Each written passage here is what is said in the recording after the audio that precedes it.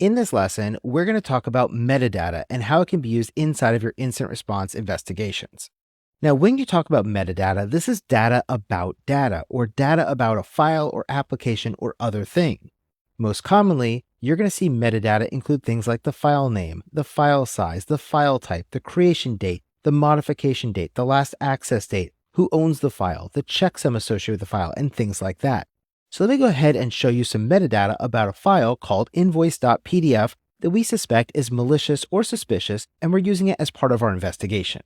So we take this file called invoice.pdf, and when we give this to a malware analysis person, they're going to go ahead and reverse engineer that and figure out, is there any malware inside of it? Because often these PDFs will have malware embedded inside of them because it's a common attack vector that's used by criminals.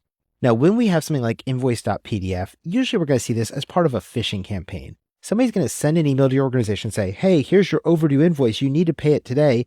And somebody will click on that and open the file to look at the invoice. And when they do, it looks like an invoice. But there's also some hidden malware in there that could actually run on your system and infect the system and take hold. And that's why this is really effective.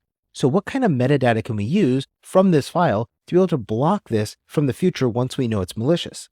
Well, the most commonly used thing is going to be the MD5 or SHA-256 checksum. Remember, these checksums serve as a digital fingerprint to uniquely identify this file, including the malware it contains.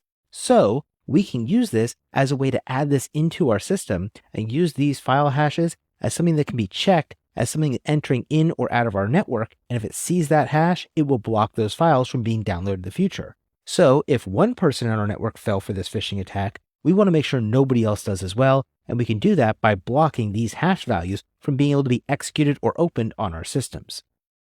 Some other things we'll see is the file name, the file size, and the file type. For example, the file name says invoice.pdf, which is fine, but if we saw the file type wasn't a PDF document and instead it was a doc or an exe type of document, that would be a mismatch between the file extension of PDF and the file type. In Windows, we use the 3 characters after the dot to identify the file type, but in Linux and Mac systems, that is not actually needed. And so instead, it looks at the first couple of bytes inside of a file to determine what file type it is. So if we look inside this file based on the first couple of bytes and we determine it's actually a file that includes a JPEG or an executable or a batch file or something like that and not a PDF, but the extension says .pdf, that would also be something that's suspicious, and we can learn that from the metadata. Other things we can look at is the creation, modified, and access dates. If we look at these dates and they're not in alignment with what we would expect, that would be something that we would be worried about. For example, if the creation date of this file was actually 2012, but I received the invoice today, that probably is not an accurate file, and it would be something I want to block and treat as suspicious or malicious. Similarly, if I look at the file and it was created, modified, and accessed just a few minutes ago, that can also be suspicious. Now, in the case of an invoice, it probably wouldn't be that suspicious because I would normally create my invoice and send it to you immediately after creating it. And so you'd expect the creation, modified, and access date to be all within a couple of minutes of each other, as we see here. The other thing we can look at is the owner of the file.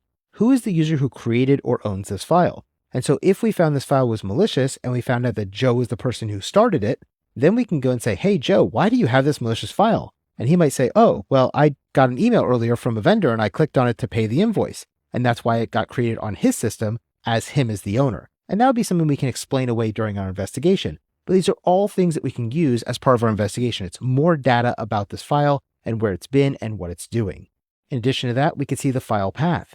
If this is located in the C:/temp directory, that would be something that is suspicious or malicious because a lot of times malware tries to run from that temporary directory as opposed to running from a trusted directory like a user's document folder. Again, these are things that are all pieces of a clue, and nothing by itself is going to tell us that this is malicious, but it does give us additional pieces of information that we can then use as we're looking at these files and use them as part of our indicators of compromise inside of our investigations.